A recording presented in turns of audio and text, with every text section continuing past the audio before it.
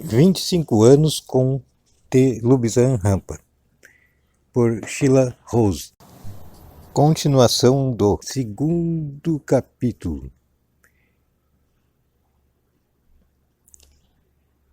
Ele encontrou o anoitecer calmante.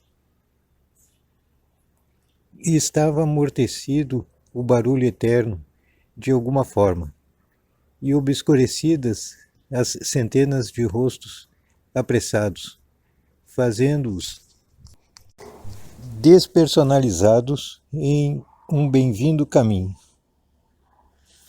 Deveria pegar um ônibus? Ele se perguntou. Ou poderia conseguir andar, economizando a passagem de ônibus e dando-se tempo para pensar. Ele poderia parar na casa Lions Corner, em Marble Arch, e pegar alguma coisa para comer. Talvez um bife congelado e torta de rim, que eles poderiam colocar no forno quando voltasse para a pensão onde ele e sua esposa viviam. Ele se perguntou com que tipo de humor Raabe, sua esposa, estaria. Um maníaco depressivo? Alguém nunca saberia. Ela poderia estar para cima ou para baixo. Só Deus sabe. Ela tinha o suficiente para fazê-la para baixo. Era uma relação estranha, platônica, nem sempre harmoniosa. Mas ela dependia dele. E cuidar dela foi um compromisso que ele tinha assumido. O que ela vai dizer dele escrever um livro, batendo hora após hora em uma máquina de escrever? Se ele fizesse esse livro, e ele poderia ser forçado a isso, era capaz de ser a única maneira de ganhar dinheiro para seu trabalho acerca da aura humana, ele teria que ter uma máquina de escrever, fitas, papel. As casas de prego, talvez. Ele gostava de casas de prego. Ele costumava olhar nas janelas. Havia coisas que você nunca veria em outro lugar. Sim, uma casa do prego. Seria um bom lugar para encontrar uma máquina de escrever. Mas tudo custa dinheiro, e dinheiro era uma mercadoria que ele não possuía. Ele começou um pequeno negócio um par de anos atrás. Não estava indo mal quando passou na cabeça de Raabe que era a coisa errada para eles. E sacou a maior parte de suas economias e queimou as cédulas. E quando ele chegou em casa, encontrou a chaminé em chamas. Foi quando eles estavam vivendo fora de Londres. Esse foi o fim desse dinheiro e o início de não tê-lo, ou ter muito pouco.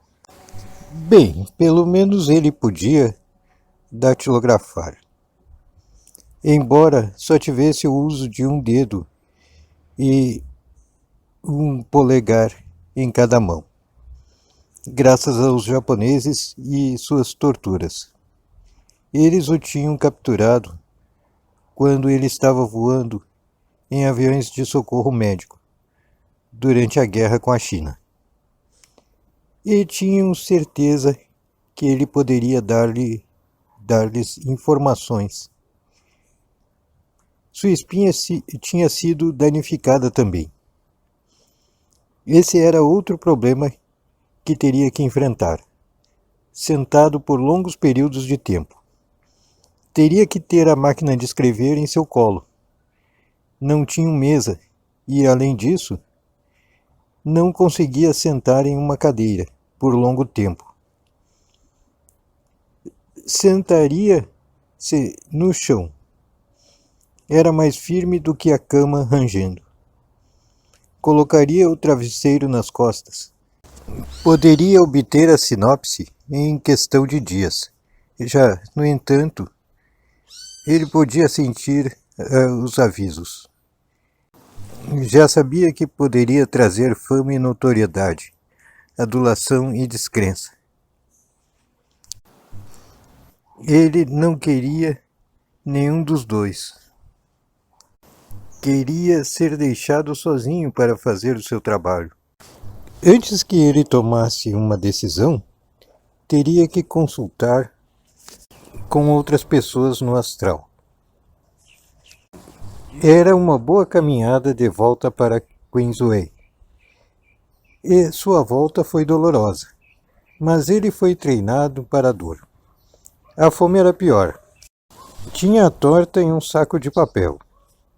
E o imediatismo de sua fome estimulando. Se Raabe não estivesse em casa, talvez também com fome, teria parado em algum lugar para comer, mesmo em seu estado congelado. Pelo menos eles sempre observaram que Kuei, sua gata siamesa, tivesse comida. Ele amava a pequena criatura e tinha um entendimento com ela. Quando virou a chave e abriu a porta da casa grande vitoriana, geminada, ouviu a dona da casa gritando para um dos outros inquilinos sobre o papel higiênico novamente. Ela estava obcecada com a ideia de que eles todos a roubavam. Embora o que eles deveriam estar fazendo com ele não fosse sempre claro. Ele subiu as escadas marrom escuras e sombrias, conseguindo evitá-la, entrando no banheiro no patamar da escada, até que ela desaparecesse, resmungando e xingando os inquilinos baixinho. Mas não teve como evitar o cheiro de comida, repolho, carne de carneiro cozida, peixe defumado, um conglomerado de alimentos baratos que individualmente cheiravam mal, mas coletivamente eram repulsivos. Ele manteve seus pensamentos firmemente focados no bife e na torta de rim. A massa crocante por cima, grossa e encharcada, com molho delicioso na parte inferior do prato. No momento, ele precisava de comida. Hoje à noite ele iria viajar para longe, muito longe, fora do corpo, em um estado de consciência alterado de tudo. E gostaria de obter as respostas e garantias de que precisava. Por agora, ele tinha que cuidar do corpo físico denso que habitava, o veículo que precisava para fazer o trabalho que tinha que ser feito. De volta a Regent Street, no escritório confortável acima da multidão, Charles e Cecil Banks permaneciam em silêncio por alguns momentos, sem saber bem o que dizer, e com suas consciências incomodadas pela presença do homem que tinha acabado de sair. Bem, agora, o que você diz de uma bebida? Eu tenho um Scotch excelente. Você realmente devia experimentar. Cecil recuperou a compostura primeiramente e se levantou para ir buscar seus óculos e o uísque. Esplêndido, que boa ideia! Charles tirou os óculos e enxugou-os com um lenço de seda grande, antes de recolocá-los. Tirou seu relógio de bolso e consultou-o à toa, sem registrar a hora do dia, ou realmente saber o que estava fazendo. Mudando de posição, ele disse: Qual é, então, sua impressão deste lama brilhante? Devo admitir, estou impressionado altamente.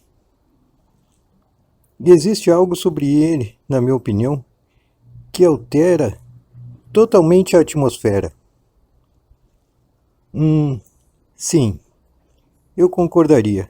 Uma espécie de magnetismo, talvez. Não deve ser alguém um pouco cauteloso?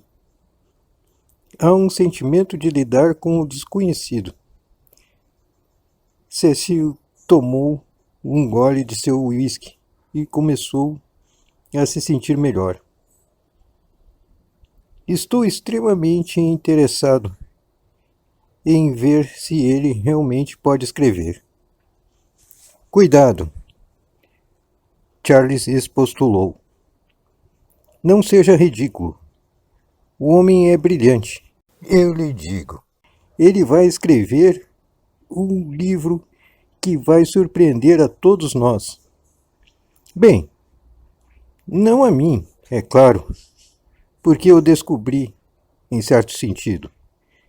Se você persistir em ser cauteloso do que você não entende, você nunca vai chegar a lugar algum. Você nunca entenderá nada digno de se entender. Enfim, a bola, como dizem, está na área agora. E no seu pé. Eu fiz a minha parte. Se nada der resultado, vou ficar, vamos dizer, sinceramente, extremamente decepcionado.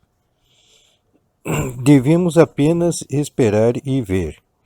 E nesse meio tempo, eu tenho um bom progresso para informar-lhe sobre o segundo livro. E espero que você tenha relatórios bons para mim sobre as vendas do primeiro. E assim eles discutiram negócios, tocando basicamente em todos os assuntos importantes e não tão importantes, que têm a ver com livros e publicações e ganhos. E quando era hora de ir, apertaram as mãos e Charles prometeu entregar um manuscrito completo dentro de 4 meses. Quando ele chegou à porta, virou-se. Aliás, Banks, você deve se livrar daquele homem do elevador. Dá uma impressão de pobre condenado. Ele desapareceu, Macintosh no braço, com a intenção de tomar as escadas para o andar térreo. Parece-me, tanto quanto me lembro, que nós não vimos Dr. Kwan após a Sra. Wood ir embora. Até o dia que ele chegou, inesperadamente, para nos mostrar a sinopse. Seria uma questão de 1 mês ou algo assim. Em torno desse tempo, houve uma carga muito pesada de obrigações sociais que me deixaram um sentimento confuso e sem chão. Simplesmente pela natureza deles.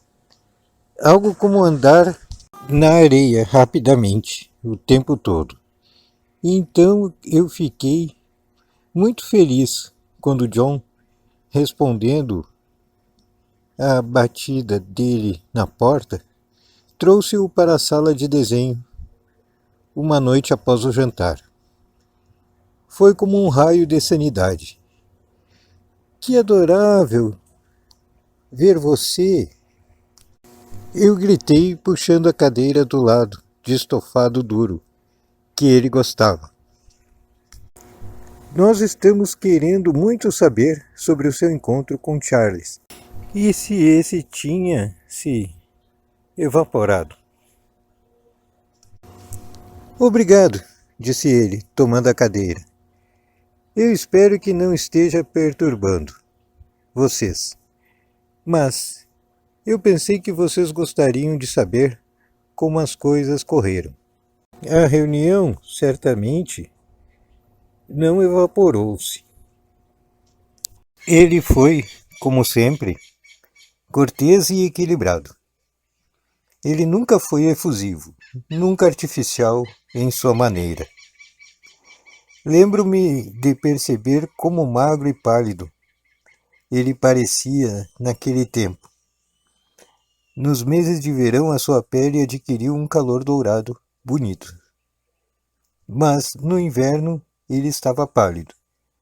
Agora ele parecia doente. Tinha sido um homem alto em sua juventude, 1,83 m. Tinha medido, mas agora tornara-se talvez 3 ou 4 centímetros menor, por causa das torturas que tinha sofrido.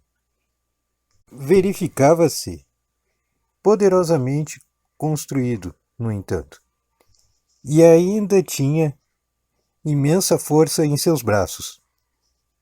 Eu expressei preocupação por sua saúde, mas ele encolheu os ombros, querendo se concentrar no propósito de sua visita. Explicou que Charles tinha sido incapaz de oferecer emprego, mas sim o levara para ver Cecil Banks. Expôs sua relutância em escrever um livro sobre sua vida, mas que tinha chegado à conclusão que talvez não tivesse escolha. John e eu estávamos muito satisfeitos. A possibilidade dele escrever um livro nunca tinha ocorrido a qualquer um de nós. Nós pensamos que isso teria o efeito desejado, embora para mim não fosse o desejado, de movê-lo para fora do círculo de nossas vidas, para a ribalta, onde ele estaria cercado por pessoas notáveis no mundo literário. Senti uma pontada de incerteza. Sensorialmente, ou lendo meu pensamento, ele disse: Eu nunca esquecerei de você. Para mim, você sempre estará presente. Tive pouca assistência na minha vida, você sabe. Então, eu a valorizo altamente. Agora vou deixá-los. Mas antes de eu ir, prometi à minha mulher que iria entregar uma mensagem para você, Sra. Rose. Ela gostaria de convidá-la para o chá e quer saber se você teria tempo para isso. Oh, mas é claro que eu iria. Quão adorável da parte dela. Peça-lhe que me telefone. Não poderia, por favor? Podíamos arranjar isso. Fiquei satisfeita com o convite e, tanto quanto qualquer outra coisa, ansiosa para atender a essa mulher que era a esposa de um homem tão notável. De sua voz ao telefone, eu sabia que ela vinha do norte do país. Sendo uma nortenha eu mesma, estou familiarizada com os acentos diferentes. Por isso coloquei ela na minha mente como uma cumbriana. E, como se viu, eu estava totalmente correta. Mais tarde, soube que ela nasceu e cresceu em uma fazenda em Cumberland. Parecia que seu pai tinha sido abusivo, tratando-a como preguiçosa. E ela foi muito infeliz. Tinha saído de casa cedo e ido para a enfermagem. Tudo isso eu descobri muito mais tarde, como eu digo. Nesse primeiro dia, ela me pediu para encontrá-la em um restaurante ou loja de chá, em Kensington High Street, e disse que eu iria reconhecê-la porque ela estaria usando uma determinada coisa. Não me lembro exatamente o que era, mas vamos dizer que era um lenço verde. Quando cheguei na hora marcada, o lugar estava quase vazio. 3 mesas ou algo assim a serem ocupadas. Rapidamente olhei ao redor e a vi imediatamente. Ela se levantou e falou com a voz que eu conhecia. Já tinha me encomendado chá e bolos, e assim que eu estava sentada em sua frente, ela começou a servir o chá sem mais delongas. Era falante e simpática. Claramente desejava criar uma boa impressão, mas realmente fazia a pessoa se sentir um pouco desconfortável com a intensidade da sua maneira. Apesar disso, encontrei-a fascinante. Ela falou sobre coisas como astrologia, telepatia, clarividência, da mesma maneira como eu teria discutido uma dança ou teatro ou um ponto a ponto. Estes temas exóticos eram comuns a ela. Obviamente tinha estudado, tinha se intelectualizado, mas, porque isso não era verdadeiramente uma parte dela, não era um conhecimento e habilidade que tinha nascido com ela, ela achava necessário falar sobre isso. Seu marido, por outro lado, raramente falava sobre temas exóticos na sua vida ordinária. Quando o fazia, isso verificava-se tão profundamente uma parte dele que parecia inteiramente natural. Ele poderia estar discutindo o tempo. Mais tarde, quando ele escreveu sobre assuntos ocultos, metafísicos e esotéricos, achou isso chato e muitas vezes disse que lhe detestava escrevê-los. Apesar disso, ele sempre foi plenamente capaz, como qualquer verdadeiro professor pode ser, para simplificar, explicar, traçar paralelos. Em termos metafísicos, ele era um adepto. Então, ela era, até esse ponto, também a esposa dele. Alguma coisa como eu esperava? Não, talvez não. Na aparência, ela era simples, de meia idade e um pouco acima do peso. Seu cabelo era branco, em linha reta, e corte pouco atraente, curto, severo e inapropriado. Usava óculos e não tinha maquiagem. Mais tarde, a partir das fotografias, belos retratos feitos por seu primeiro marido, Cyril Hoskins, que mantinha em exibição, ficou claro que ela tinha sido marcante em sua juventude, com uma excelente estrutura óssea, um perfil tipo de Nefertiti e cabelo preto. Mas esse tipo de beleza requer dinheiro e tempo livre para manter. E a ela nenhum desses tinha sido concedido. Ela viveu, tem que se dizer, com a memória, e isso deu-lhe uma personalidade narcisista, que, para encontros particulares dela, agora eram difíceis de entender. Ela tinha o que eu chamaria de um caráter forte. Sua crença em si mesma era firme, mesmo que os outros falhassem às vezes em vê-la como ela se via. Eu queria saber sobre o livro, se o agente tinha gostado da sinopse, se um editor fora encontrado, Ela foi surpreendentemente evasiva sobre isso. Talvez ela estivesse menos entusiasmada com o livro e a perspectiva de fama de seu marido. Mas soube que o agente tinha aprovado a sinopse e supus que, se uma editora fosse encontrada, Dr. Kwan iria deixar-nos saber, o que na verdade foi o caso. Em retrospectiva, parece estranho que eu não estivesse curiosa em saber como eles se conheceram. Mas, na verdade, é exatamente isso. Eu já tinha um respeito por Dr. Kwan de uma maneira que nunca tive antes respeitado alguém.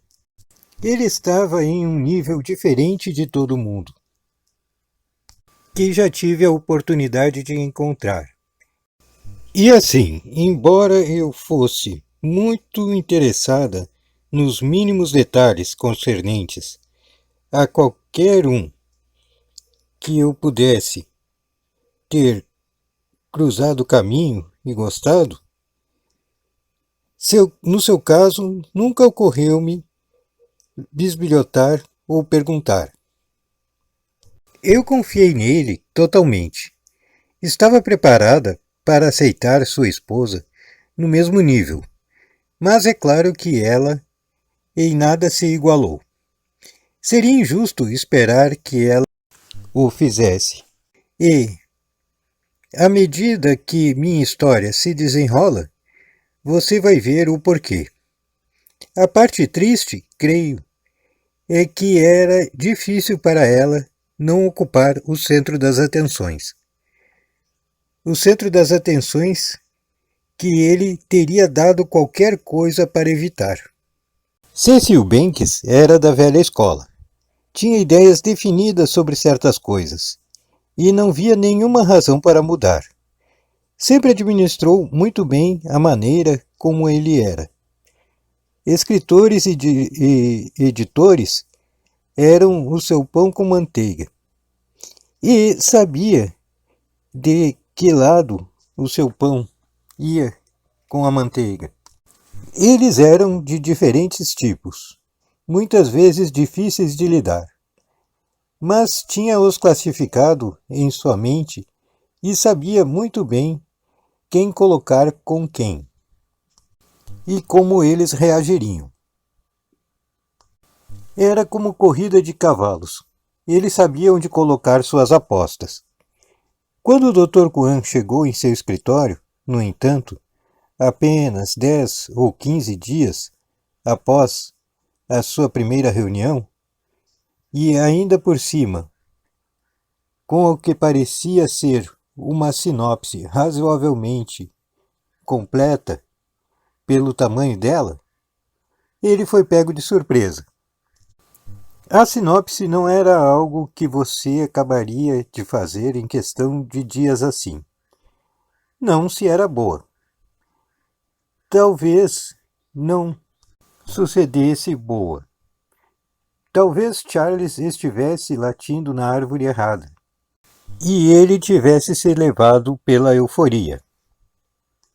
Ele desejava que o lama houvesse sentado, em vez de estar lá de pé, esperando. Era enervante. Ah, bem, agora, Dr. Kwan, então você decidiu fazer o livro depois de tudo? Esplêndido.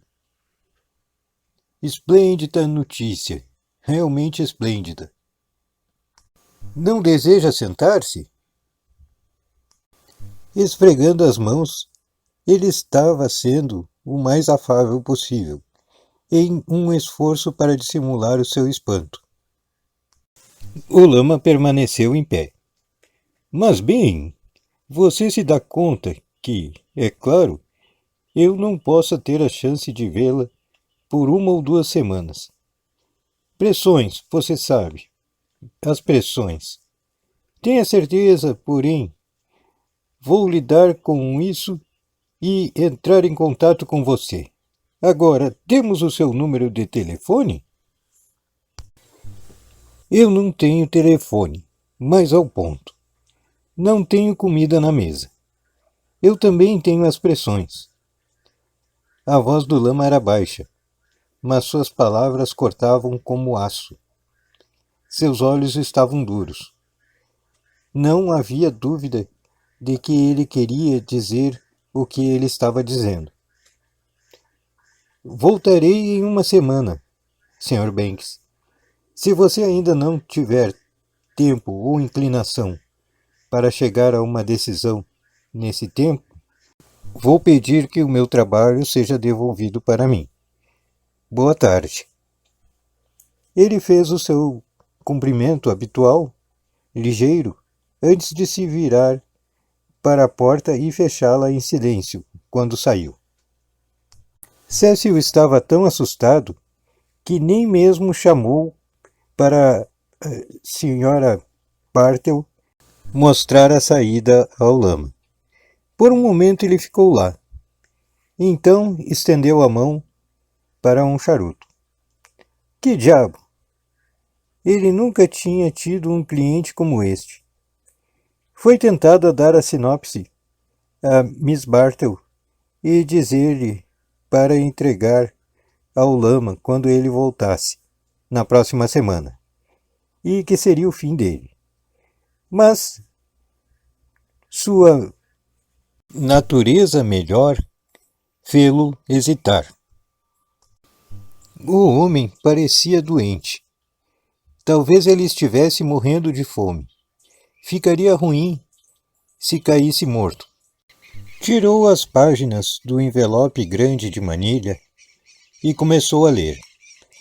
Meia hora depois, ligou para Miss Bartle. Eu não quero ser incomodado. A próxima hora. Se alguém me requisitar, apenas diga-lhe que eu estou fora para o resto do dia. Uma hora depois, ele ligou para ela de novo. Chame-me o Mr. W. Por favor. Vá. E então... Oh, Fred, como você está? Cecil Banks aqui. Quando você está disponível para almoçar esta semana? O dia depois de amanhã? Sim, excelente. Berkeley Grill? A uma? Eu tenho algo que eu acho que você vai gostar. Ele preparou um drink e olhou para fora da janela. Era apenas uma sinopse, mas isso pegava você. Essa movia você. Era como se o próprio lama levasse você para o desconhecido e o tirasse para fora de si mesmo. Dificilmente ele se aventuraria a pensar que o livro poderia ser assim. Esse tipo de coisa não vinha aparecendo todo dia. Na verdade, era uma raridade. Ele era convincente. Isso insuflava vida. Era genuíno. Ele iria levá-lo para casa esta noite, terminá-lo, olhá-lo novamente. Mas improvavelmente precisaria. Sua experiência já lhe dizia tudo o que ele queria saber.